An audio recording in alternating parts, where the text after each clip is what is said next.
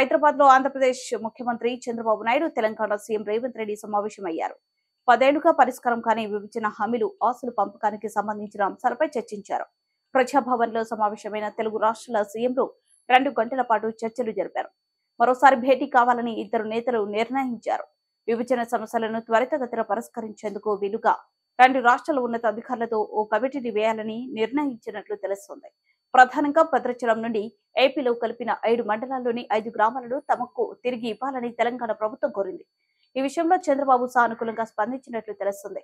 భద్రాచలం పట్టణానికి ఆనుకుని ఉన్న ఏటపాక, కన్నాయిగూడెం, పిచ్చుకలపాడు, గుండాల, పురుషోత్తపట్నం పంచాయతీలను తిరిగి తెలంగాణలో కలపాలన్న డిమాండ్ ఎప్పటి నుండో వినిపిస్తుంది.